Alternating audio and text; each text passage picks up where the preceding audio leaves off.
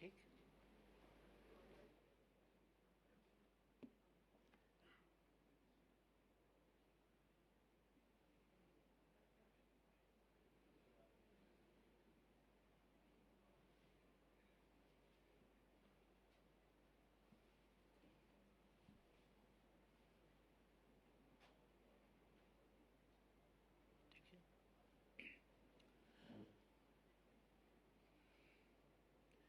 आदरणीय दिदीबहिनी तथा दाजुभाइहरू, आज हामी नयाँ वर्ष 2078 सालमा प्रवेश गरेका छौँ। नयाँ वर्ष प्रवेशको अर्थात् नयाँ वर्षलाई स्वागत गरिरहेको यस सुखद अवसरमा म देशभित्र र बाहिर जहाँसुकै रहनुभएका भए पनि सम्पूर्ण नेपाली दिदीबहिनी तथा दाजुभाइहरूमा हार्दिक शुभकामना भन्न चाहन्छु। सबैको स्वास्थ्य राम्रो रहोस्,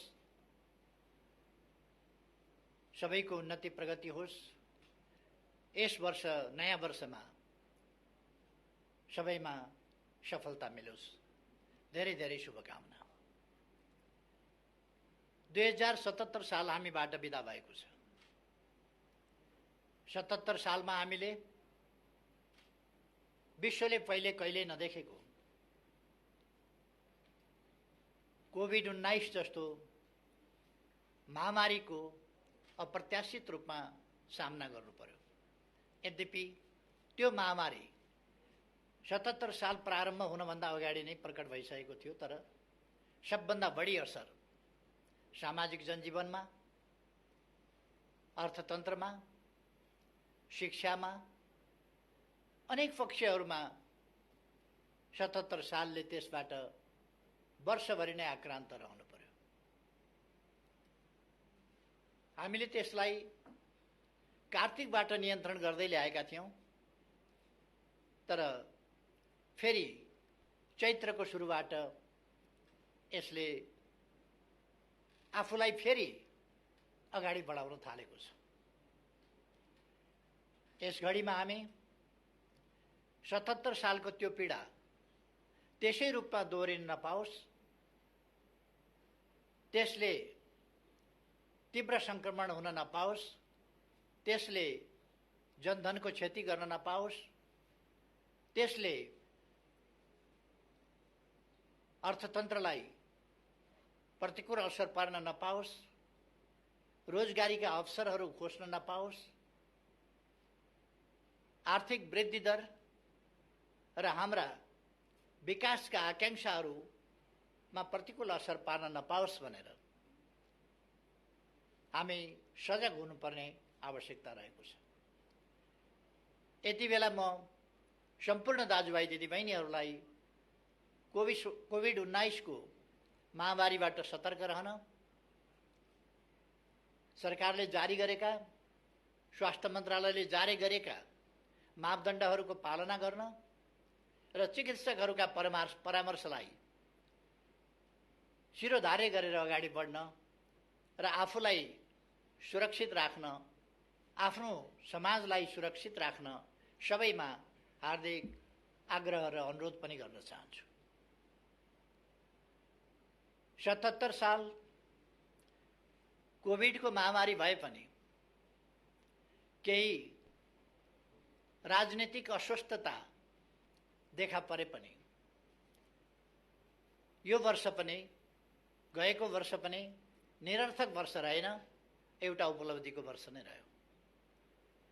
हामीले चिर प्रतीक्षित मेलम्चीको पानी दशकौं पछिको सपना साकार पार्दै काठमाडौँमा झार्न र काठमाडौँका जनतामा धारा धारामा पानी पुर्याएर खुसियाली बाँड्न सफल भएका छौँ। अरू अनेक कामहरू हामीले पुरा गर्यौँ। पुनर्निर्माणका कामहरू पुरा गर्यौँ, नयाँ निर्माणका कामहरू पुरा गर्यौँ, नयाँ नयाँ असाधारण दूरगामी महत्त्वका थुप्रै आयोजनाहरू अगाडि बढायौँ।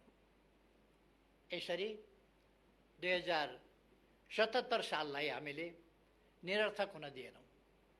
प्रतिकूल अवस्थामा पनि अनलाइन शिक्षा मार्फत र विभिन्न शिक्षाका शिक्षण विधिहरू प्रयोग गर्दै शिक्षालाई अगाडि बढाउने, विद्यार्थी बालबालिकाका परीक्षाहरू सुसञ्चालन गर्ने र सामाजिक जनजीवनलाई सामान्य अवस्थामा फर्काउने प्रयास गर्यौँ। कोभिड-19 दुनियाँमा कसैका लागि पनि, वैज्ञानिकहरूका लागि, चिकित्सकहरूका लागि, खोज अध्ययन अनुसन्धानकर्ताहरूका लागि, कसैका लागि पनि यो पहिलेदेखि चिनिएको जानिएको विषय थिएन। यसको सामना कसरी गर्ने त्यसका लागि पनि केही अनुभव र धेरै अनुमान त्यसका आधारमा चल्न पर्दथ्यो। यसको भयावहता कस्तो हुन सक्छ, केही अनुमान थिए। विभिन्न प्रकारका अनुमान, कोही सकारात्मक, कोही आशावादी र कोही अत्यन्त निराशाजनक अनुमानहरू थिए। त्यसका बावजुद हामीले सुरुदेखि नै नागरिकको जीवन रक्षा गर्नु पहिलो कर्तव्य हो सरकारको, र जीवन पहिलो, अरू सबै कुराभन्दा, अर्थतन्त्रभन्दा पनि, अरू सबै कुराभन्दा पनि नागरिकको जीवन पहिलो, जनताको जीवन पहिलो। जनताको जीवन बचाउन सकियो भने शिक्षालयहरू चल्नेछन्, उद्योग कल कारखानाहरू चल्नेछन्, बन्द भयो भने केही समयपछि फेरि खुल्नेछन्।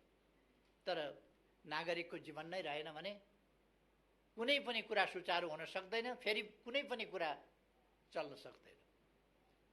उद्योगहरू यदि केही समयका लागि बन्द भयो भने, नागरिकहरू सुरक्षित रह्यो भने फेरि केही समयमै पुनः सञ्चालन गर्न सकिन्छ। तर मानिसको जीवन रहेन भने त्यो फेरि पुनः सञ्चालन गर्न सकिँदैन।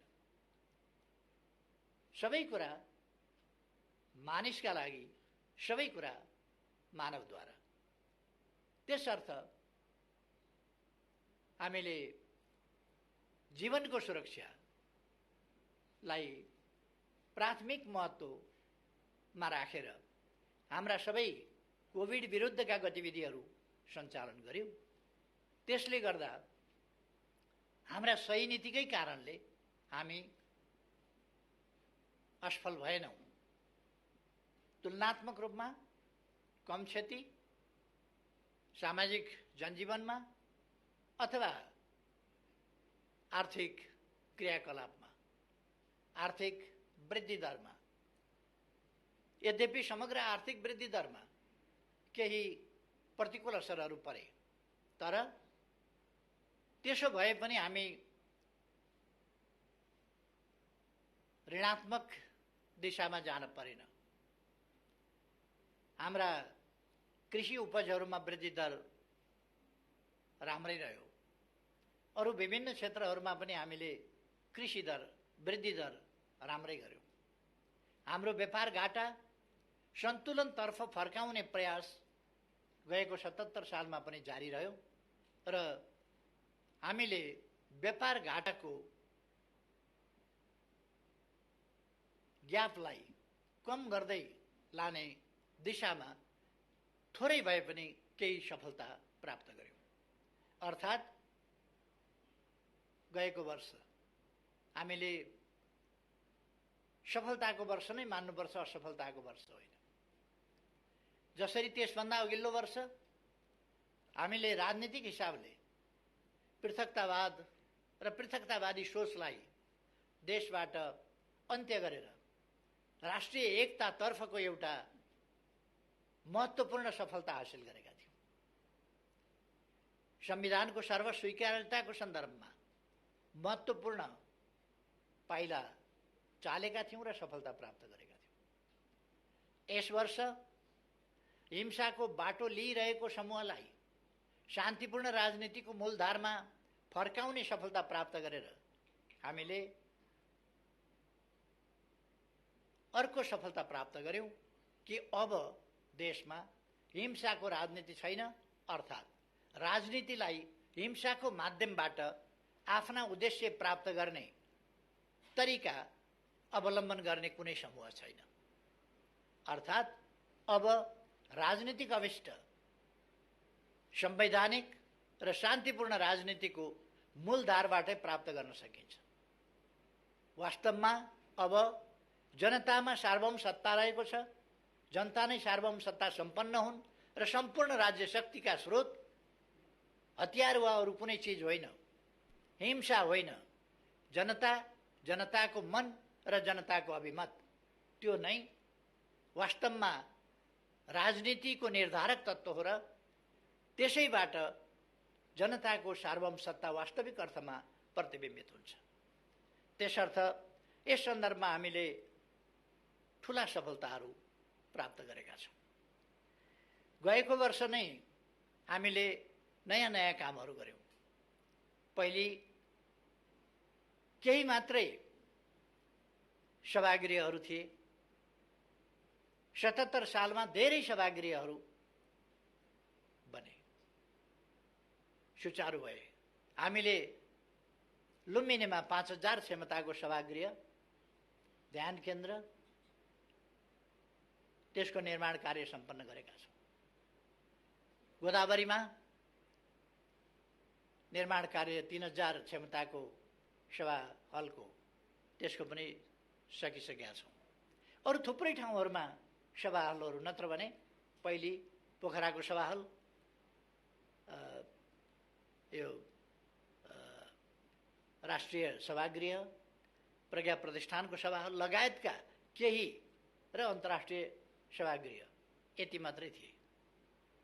यस ठाउँमा अब थुप्रै सभागृह भएका छन्। हामी कहाँ 70 वर्ष अघि ठुलो परिवर्तन भयो। हामी नयाँ युगमा प्रवेश गर्यौँ। वास्तवमा भन्ने हो भने जनप्रतिनिधित्वको युगमा पुग्यौँ। तर जनप्रतिनिधित्वको युगमा आइसक्दा पनि हामीले जनप्रतिनिधिहरू सामेल हुने, सर्वोच्च संस्था निर्वाचित गरे पनि त्यो सर्वोच्च संस्था बसेर छलफल गर्ने, निर्णय गर्ने, देशका बारेमा, जनताका बारेमा, देश र जनतालाई कसरी सुविधा पुर्याउने, कसरी अगाडि बढाउने भन्ने सम्बन्धमा निर्णय गर्ने थलो सर्वोच्च विधायिका भवन, संसद भवन हामीसँग थिएन। गत वर्ष नै हामीले संसदीय भवनको कामलाई अगाडि बढाएका छौँ र त्यो हाम्रो नजिकै निर्माण भइरहेको छ। यस्ता थुप्रै निर्माण कार्यहरू सम्पन्न भएका छन्। हामीले थुप्रै जनतामा आशा जगाउने कामहरू गरेका छौँ। कतिपय कोणहरूबाट केही पनि भएन, केही पनि भएको छैन भन्ने हल्ला चलाउने, जनतालाई निराश बनाउने, जनतामा असन्तुष्टि भड्काउने प्रयासहरू भइरहे पनि सरकार त्यसबाट किञ्चित विचलित भएन। हामीले आशा जगाउने कामहरू, जनतामा आशा जगाउने कामहरू र सरकारका क्रियाकलापहरूप्रति भरोसा जगाउने कामहरू र भविष्यप्रति आशा र विश्वास जगाउने कामहरू लगातार गर्यौँ। हामीले बाटाहरूको सन्दर्भमा भन्ने हो भने थुप्रै बाटाहरू, दिनमा 5.5 किलोमिटर भन्दा बढी बाटो, प्रतिदिन 5.5 किलोमिटर बाटो बनेको छ यस बीचमा। र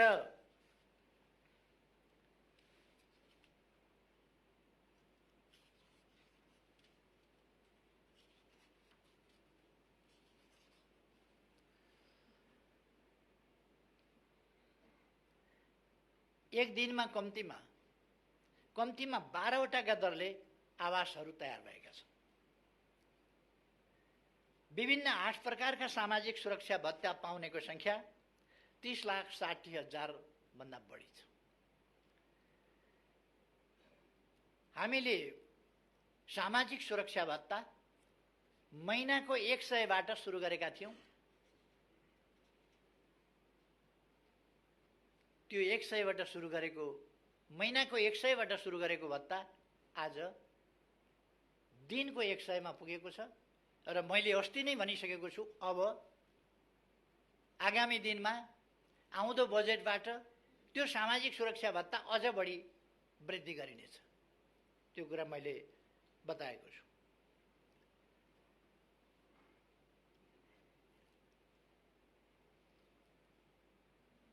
यस अवधिमा सामाजिक सुरक्षा भत्ता प्राप्त गर्ने संख्या थपिएको छ र त्यो लगभग 5 लाखको संख्यामा थपिएको छ। श्रमिकहरूका लागि औपचारिक र अनौपचारिक दुईटै क्षेत्र समेट्ने गरी हामीले योगदानमा आधारित सामाजिक सुरक्षा एउटा नयाँ अवधारणा ल्याएका छौँ र त्यसलाई कार्यान्वयन गरेका छौँ। यो 2075 मङ्सिर 11 गतेबाटै हामीले सुरु गरेका थियौँ। यस्ता थुप्रै कामहरू हामीले गरेका छौँ। मैले सडकको कुरा गरेँ। 5.5 किलोमिटर भन्दा बढी सडक हामी प्रतिदिन निर्माण गरिरहेका छौँ। हरेक दिन कम्तीमा एउटा भन्दा बढ्ताका दरले झोलुङ्गे पुल, हरेक दोस्रो दिन कम्तीमा एउटा सडक पुल, हरेक तेस्रो दिन एउटा ग्रामीण सडक पुल यस ढङ्गले निर्माण गरेको छ। पूर्वमा जाने हो भने भद्रपुर गलगलिया मेची खोलामा पुल बनेको छ। पश्चिममा जाने हो भने गड्डा चौकीमा पुल बनेको छ महाकालीमा।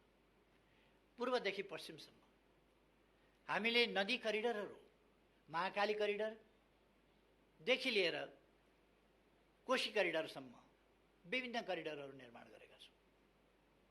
विभिन्न नाकाहरू खोलेका छौँ। उत्तर दक्षिणका बाटाहरू लिङ्क रोडका रूपमा, राजमार्गका रूपमा बनाएका छौँ। मध्य पहाडी राजमार्ग, जसलाई हामी पुष्पलाल राजमार्ग भन्छौँ, पुष्पलाल राजमार्ग तीव्रतर ढङ्गमा बनिरहेको छ र स्तरोन्नति पनि भइरहेको छ। मदन भण्डारी राजमार्गको निर्माणको वेग तीव्र छ। मैले भनिरहनु पर्दैन, पूर्वदेखि पश्चिमसम्मका दाजुभाइ दिदीबहिनीहरूले देखिरहनु भएको छ कुन ढङ्गले मदन भण्डारी राजमार्गको निर्माण भइरहेको छ। पूर्व पश्चिम राजमार्ग स्तरोन्नति गर्ने काम, त्यसलाई चौडा बनाउने काम विभिन्न ठाउँमा हामीले अगाडि बढाइरहेका छौँ र यसलाई केही वर्षभित्र हामी पुरा गर्दैछौँ। हुलाकी राजमार्ग अत्यधिक ठुलो मात्रामा सम्पन्न भइ नै सकेको छ। केही ठाउँहरूमा मात्रै सम्पन्न हुन बाँकी छ, खास गरी निकुञ्ज आदिका कारणहरूले। नत्र भने हामीले त्यसलाई पनि निर्माण गरिसकेका छौँ। अरू राजमार्गबाट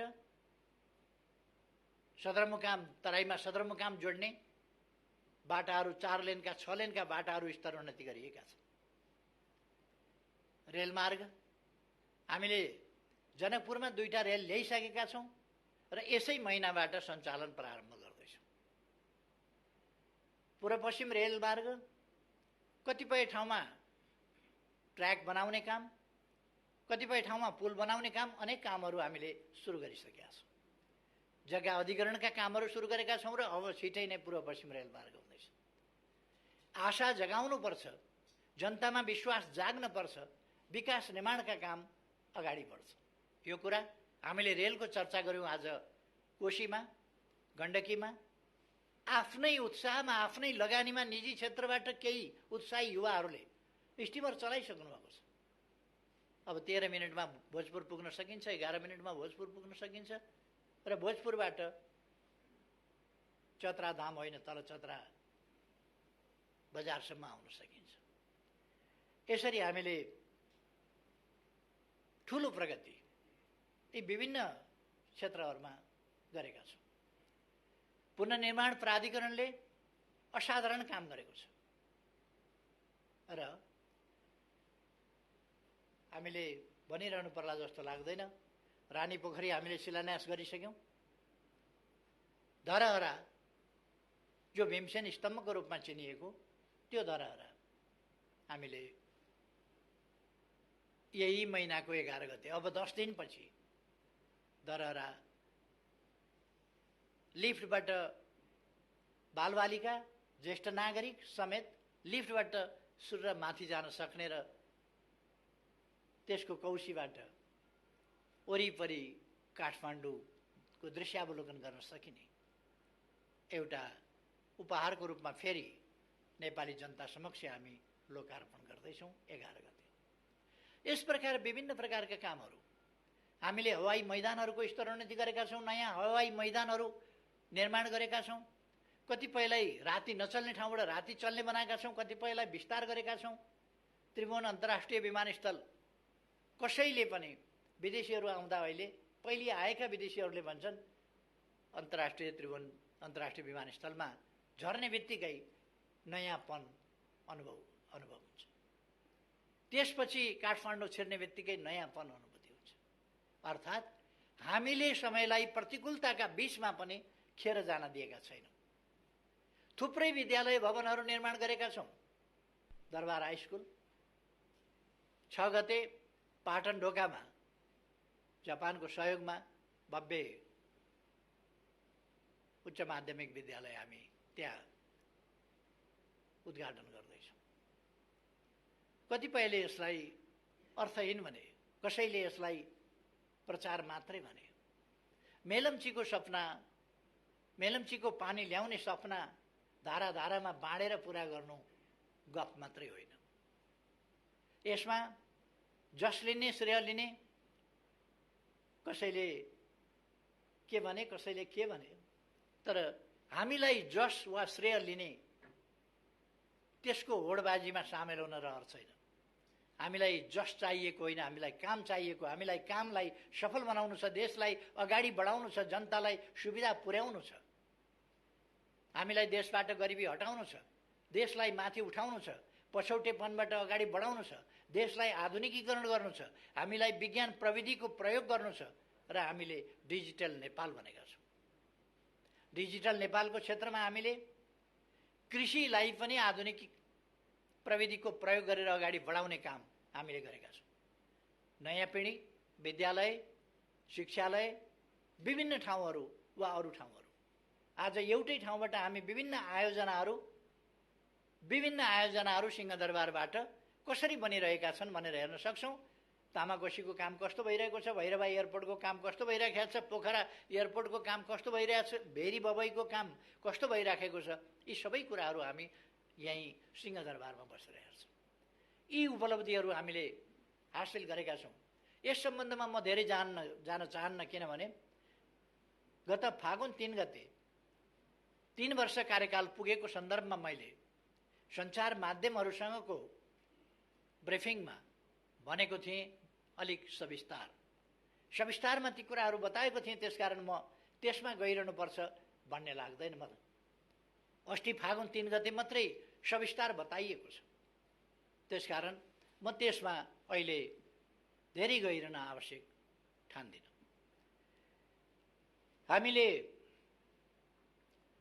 पर्यटन क्षेत्र समस्याग्रस्त भएको देखेका छौँ र अब आगामी दिनहरूमा हामी पर्यटन क्षेत्रका कमीहरूलाई, त्यसलाई कसरी पुनरुत्थान गर्न सकिन्छ, पर्यटन क्षेत्रको र पर्यटन क्षेत्रलाई प्रभावकारी ढङ्गले अगाडि बढाउन सकिन्छ, त्यसमा ध्यान दिनेछौँ।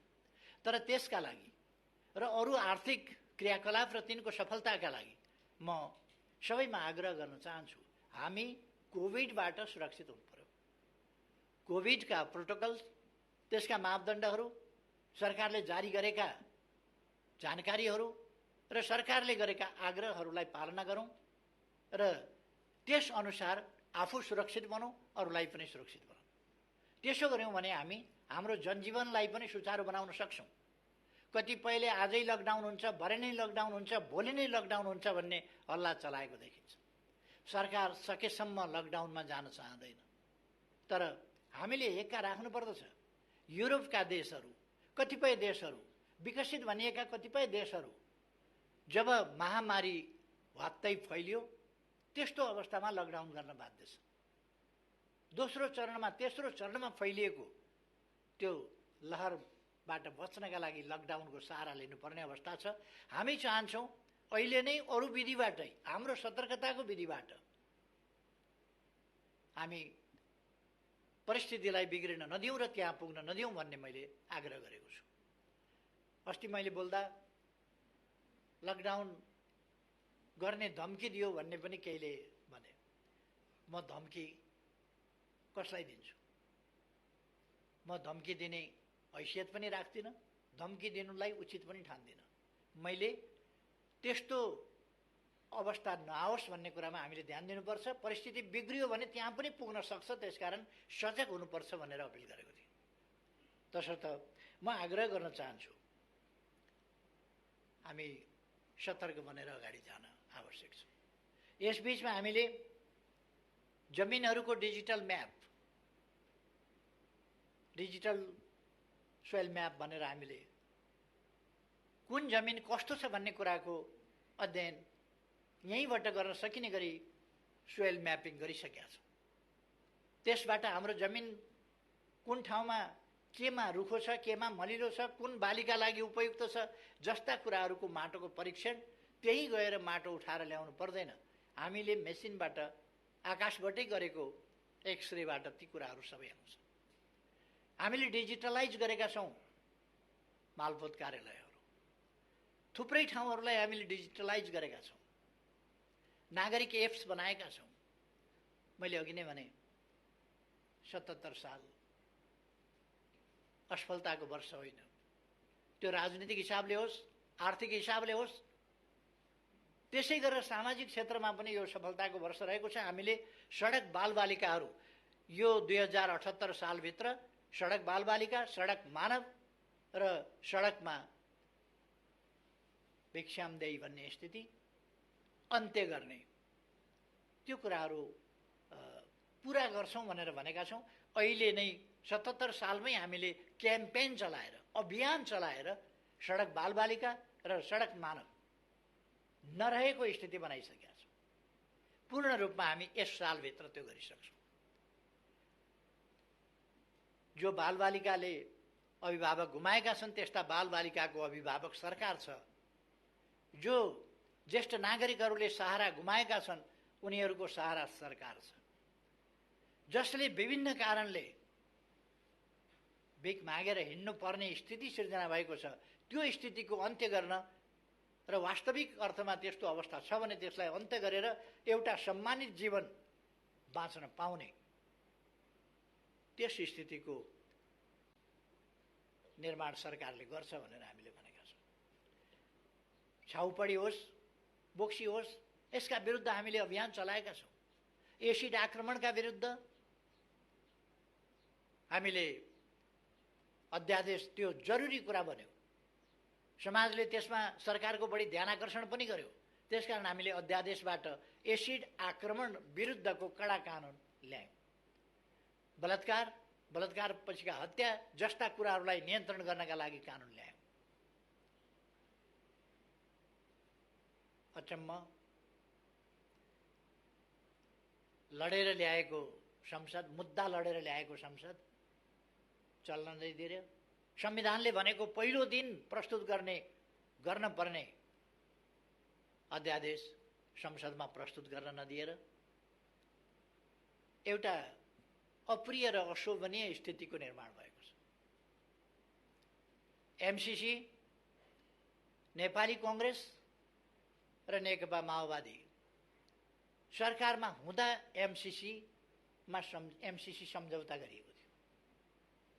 त्यो निर्णयार्थ हामीले संसदमा टेबल गरेका छौँ र टेबलमा निर्णयार्थ प्रस्तुत गरिएको छैन। हामी त्यसको माग गरिरहेका छौँ र त्यसरी सरकारले प्रस्तुत गरिसकेपछि निर्णयार्थ प्रस्तुत नगर्ने भनेको संवैधानिक कुनै अधिकार कसैसँग हुँदैन, त्यो गर्नै पर्ने हुन्छ। तर संविधानै नमान्ने, जिद्दी गर्ने त्यो प्रवृत्ति हामी झेलिरहेका छौँ।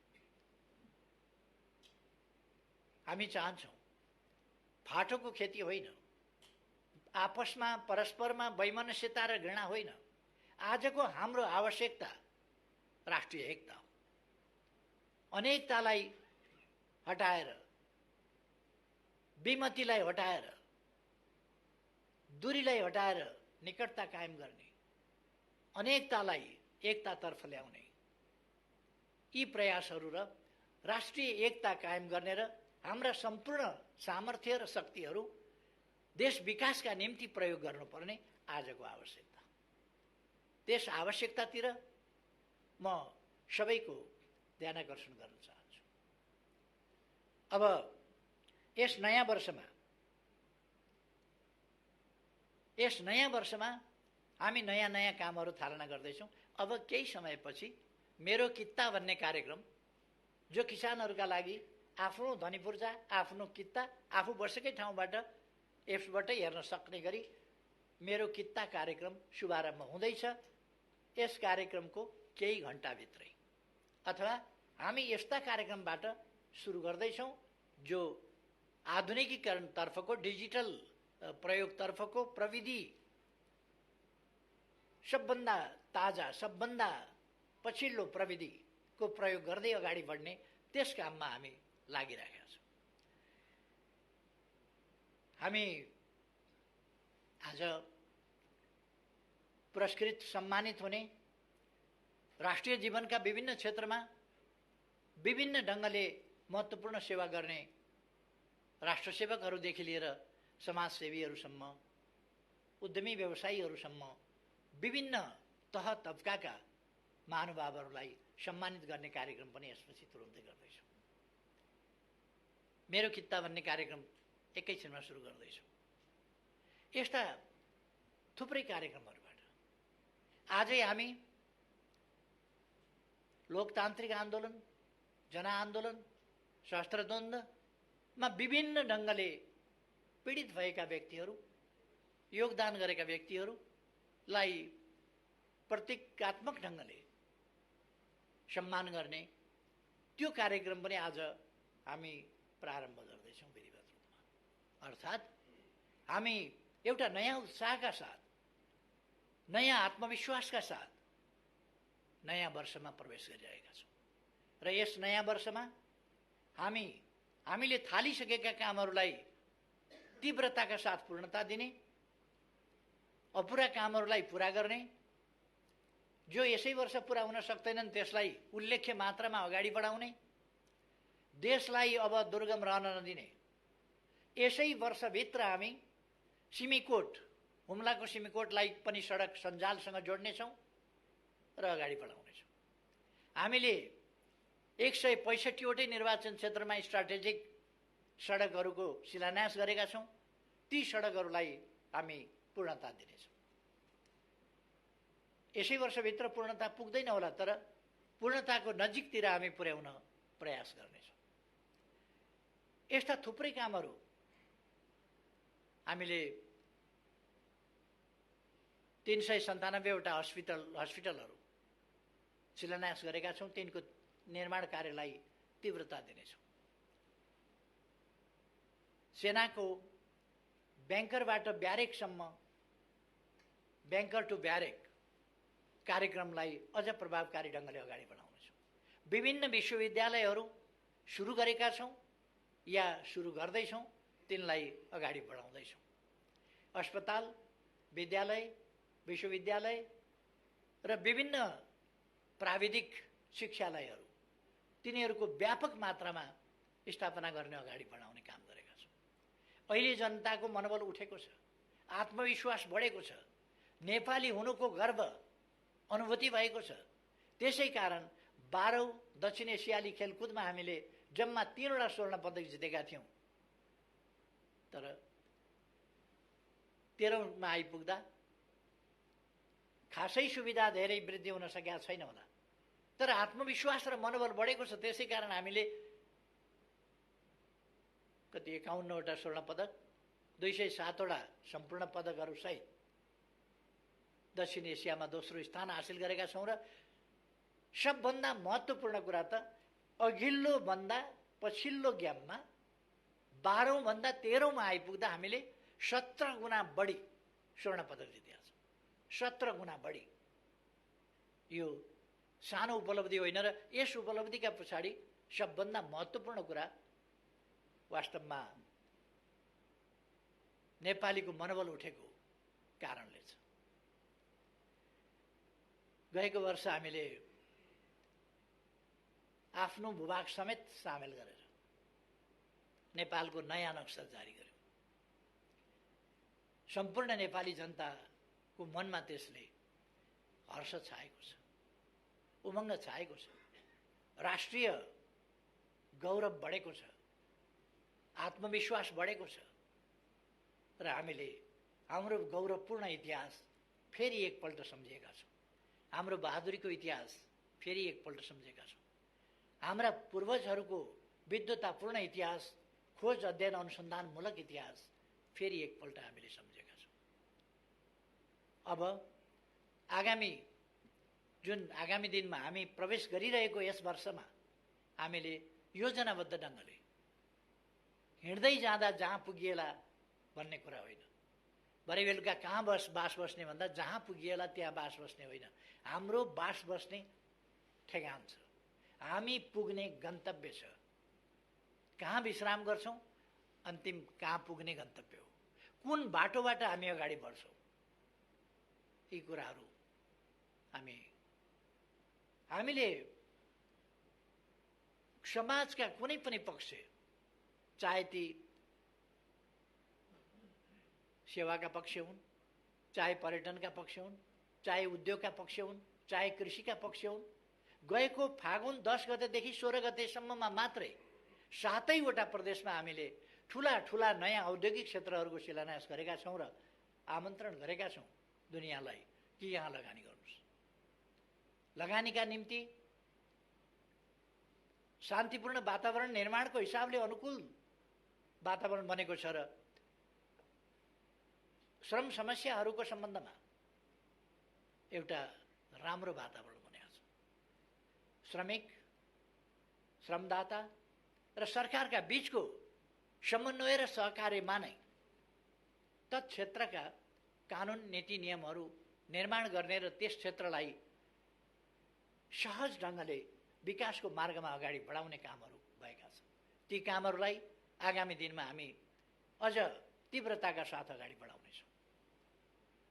म यस घडीमा सम्पूर्ण दाजुभाइ दिदीबहिनीहरूलाई विभिन्न प्रकारका हल्लाहरूका पछाडि नअल्मलिन, राष्ट्र निर्माणका काममा ढुक्कले आत्मविश्वासका साथ अगाडि बढ्न, निराशा जगाउन खोजिएका प्रयासहरूलाई अस्वीकार गर्न र आशावादिता आफूमा लिएर अगाडि बढ्न सबैमा हार्दिक आग्रह गर्न चाहन्छु। हामी सबैको निष्ठा देशप्रति, देशका जनताप्रति, हामी सबैको निष्ठा मानव जातिको सर्वोपरि हितको रक्षाप्रति। हामीले अन्तर्राष्ट्रिय क्षेत्रमा हाम्रा राष्ट्रिय हितहरूलाई रक्षा गर्दै, तिनीहरूलाई सम्वर्धन गर्दै र हामीले भनेका छौँ राष्ट्रिय हितको प्रश्नमा जहिले पनि न्यायोचितता र अन्तर्राष्ट्रिय उत्तरदायित्व, यी पक्षहरूलाई हामीले बिर्सनु हुँदैन। न्याय बिनाको या न्यायरहित राष्ट्रिय हित राष्ट्रिय अहङ्कार हुन सक्छ अथवा अन्यायपूर्ण राष्ट्रिय हित हुन सक्छ। त्यस कुरामा हामी सजग हुनुपर्छ। हामी आफू पनि न्यायसहितको र अन्तर्राष्ट्रिय उत्तरदायित्व सहितको, शान्तिको पक्षको, न्यायको पक्षको, विकासको पक्षको, समानताको पक्षको यस्तो अन्तर्राष्ट्रिय सम्बन्धको पक्ष पोषण गर्छौँ र अरू सबै विश्वसँग पनि हामी त्यही अपेक्षा गर्छौँ। विश्वलाई शान्ति आवश्यकता छ, विकासका निम्ति शान्ति आवश्यकता छ, मानवीय सुखका निम्ति, निर्भय वातावरणका निम्ति, अमन चयनका निम्ति शान्तिपूर्ण वातावरण आवश्यक छ।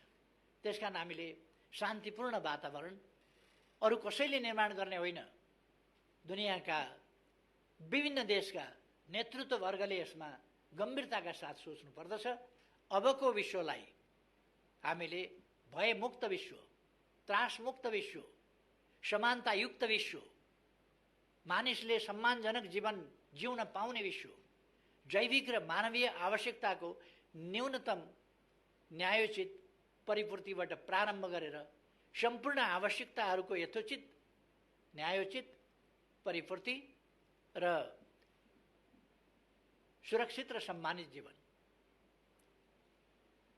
यस्तो विश्व बनाउनका निम्ति म आग्रह गर्न चाहन्छु। हामीले हाम्रो सामाजिक जीवनका कुनै पनि क्षेत्रलाई छोडेका छैनौँ, बिर्सेका छैनौँ भनेर मैले भने। चाहे अपाङ्गता भएका व्यक्तिहरूको सन्दर्भ होस्, अशक्तता भएका व्यक्तिहरूको सन्दर्भ होस्, अथवा सामाजिक जीवनका अरू क्षेत्रहरूको, युवाहरूका भावनाको कुरा होस्, युवाहरूका समस्याहरू समाधानको कुरा होस्, त्यसप्रति सरकार सजग छ र सजगताका साथ युवा शक्तिलाई साथ लिएर अगाडि बढ्न चाहन्छ। हिजो द्वन्द्वका कारणले गाउँ बस्न सकेनन्, हिजो द्वन्द्वका कारणले सहर आएर पनि धर भएन, जीविका चल्ने स्थिति भएन र विदेश जाने एउटा सिलसिला सुरु भयो र त्यसले लहरको रूप लियो। अब आज त्यस्तो अवस्था होइन। विदेश बढी असुरक्षित छ, विदेश बढी कष्टपूर्ण छ। त्यसकारण हामी देशभित्रै बसौँ, देश निर्माणका काममा जुटौँ, उपलब्ध रोजगारीका अवसरहरू प्रयोग गरौँ र उपलब्धको प्रयोग गरौँ, उपयुक्तको खोजी गरौँ। सरकार रोजगारीका अवसरहरू युवाहरूलाई उपलब्ध गराउन चाहन्छ र उपयुक्त रोजगारीका अवसरको खोजी गर्दै ती पनि उपलब्ध गराउन चाहन्छ। त्यसकारण म आग्रह गर्न चाहन्छु हाम्रो युवा समुदायसँग, जो रोजगारी उपलब्ध छ त्यसको प्रयोग गरौँ। उपयुक्त प्रकारको रोजगारी यो होइन भन्ने ठानिएको छ भने त्यो क्रमशः उपलब्ध रोजगारीको प्रयोग गर्दै जाँदा हामी त्यसलाई प्रयोग गर्न प्राप्त गर्न सक्छौँ र भोलि देशको विकाससँगै रोजगारीका अवसरहरू, रोजगारीका अवसरसँगै देशको विकास अन्योन्याश्रित ढङ्गले अगाडि बढ्नेछ। हामी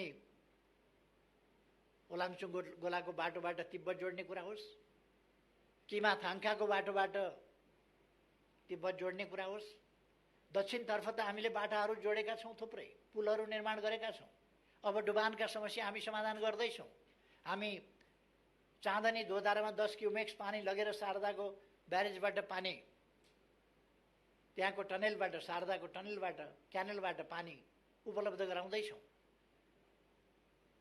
त्यसर्थ म आशावादिताका साथ अगाडि बढौँ भन्छु। सुनकोशी मरिन डाइभर्सन हामीले शिलान्यास गऱ्यौँ, 31 मेगावाट विद्युत समेत त्यहाँबाट निस्किँदैछ। र मैले भनेको छु, जब हामी सुनकोशीमा ड्याम बाँध्न थाल्छौँ, सँगसँगै अरू सबै काम थालिनुपर्छ र सुनकोशीको ड्याम पुरा भएका दिन सुरुङ पनि तयार भइसकेका हुनुपर्छ, पावर हाउस पनि तयार भइसकेका हुनुपर्छ, पावर हाउसबाट निस्किएको बिजुली बोक्ने ट्रान्समिसन लाइन पनि तयार भइसकेका हुनुपर्छ, बागमतीमा बाँध पनि बाँधिसकेका हुनुपर्छ र त्यो बाँधेको बाँधबाट खेतसम्म पानी लाने नहर पनि खनिसकेका हुनुपर्छ। यो तालमेलका साथ काम अगाडि बढेको हुनुपर्छ भनेर मैले निर्देश पनि गरिसकेका छु। यसले मैले पहिले प्रदेश नम्बर 2 को प्रदेश सभालाई सम्बोधन गर्दा भनेको थिएँ कि हामी सुनकोशीको पानी पहाड पाल पारेर त्यहाँ सुरुङ खनेर मरिनमा झार्नेछौँ र सिँचाइ गर्नेछौँ। 1,85,000 बिघा, त्यसबाट बारा, रौतहट, सर्लाही, महोत्तरी, धनुषाका 1,85,000 बिघा जमिन त्यसले सिँचाइ गर्दैछ। अर्को आयोजना हामी सुरु गर्दैछौँ त्यहाँ सुनकोशी कमला डाइभर्सन, जसबाट 1,70,000 बिघा थप सिँचाइ हुनेछ। अर्थात् तराईको मोटामोटी सिँचाइको समस्या पुरा हुनेछ, त्यसलाई हामी पुरा गर्नेछौँ र कृषिको आधुनिकीकरणमा यसले ठुलो योगदान पुर्याउनेछ। तमर, चिस्याङ, नौमुरे जलविद्युत आयोजनाबाट, त्यो बहुद्देश्य आयोजनाबाट गरिने कपिलवस्तु लगायतको सिँचाइको प्रबन्धदेखि लिएर अरू थुप्रै कामहरू भेरी बबई तयार हुने लागेका छ र हामी बाटा निर्माणहरूको सन्दर्भमा पनि, सडक निर्माणको सन्दर्भमा पनि र आवश्यकता परेमा अरू प्रकारका पनि फास्ट ट्र्याक अगाडि बढिरहेको छ र त्यहाँ पनि लामा लामा 2टा टनेल बन्दैछ। हामी टनेल युगमा प्रवेश गर्नका लागि बाटाको क्षेत्रमा यो थानकोट नौबिसे सडक, त्यसबाट पनि देखिएको छ हामी टनेल युगमा प्रवेश गरेका छौँ। अब काठमाडौँवासीलाई एउटा सजिलो के पनि भएको छ भने टनेल निर्माण कसरी भइरहेको छ त्यो हेर्न जाने, टनेल कसरी निर्माण हुँदो रहेछ, कसरी अब टनेलबाट नौबिसे छिर्ने, नौबिसेबाट काठमाडौँ छिर्ने, त्यो बाटो 3-4 किलोमिटरको बाटो भएर कसरी आउँदैछ, यस्ता कुराहरू। उत्तर दक्षिण रेल, उत्तर दक्षिण बाटा र यिनीहरूमा पनि टनेलको प्रयोग, यी कामहरू पनि हामी गर्दैछौँ। अथवा नेपाल एकपछि अर्को गरी नयाँ युगमा प्रवेश गर्दैछ। यो 2078 साल वैशाख 1 गते लाग्दा पात्रो अथवा क्यालेन्डर यसको पाना पल्टिएको मात्रै होइन, पात्रोको पाना पल्टिएको मात्रै होइन, मिति परिवर्तन भएको मात्रै होइन, हामीले यहाँको स्तर पनि परिवर्तन गरेका छौँ, स्तर पनि परिवर्तन गर्दै जानेछौँ। यस आशावादिताका साथ अगाडि बढौँ भन्ने म सबैमा धेरै धेरै आग्रह गर्न चाहन्छु र फेरि एकपल्ट सम्पूर्ण नेपाली दिदीबहिनी तथा दाजुभाइहरूमा कोभिड-19बाट सावधान रहन, यसको बचावका उपायहरू गर्न, बालबालिकाहरूलाई पनि बचाउन, ज्येष्ठ नागरिकहरूलाई पनि बचाउन अगाडि बढौँ। हामीले खोपको सुरुवात गरिसकेका छौँ। 18.5 लाख लगभग व्यक्तिले खोप लगाइसकेको स्थिति छ। खोपको कार्यक्रम अगाडि बढ्दै जानेछ र यसलाई हामी नियन्त्रण गर्न सफल हुनेछौँ भन्ने विश्वासका साथ अघि बढौँ। सबैमा धेरै धेरै फेरि पनि शुभकामना भन्न चाहन्छु। नयाँ वर्ष 2078 सबैका लागि सुस्वास्थ्य, सुख समृद्धि, सफलताको वर्ष रहोस्, सबैको खुसीको वर्ष रहोस्। सबैमा धेरै धेरै धन्यवाद।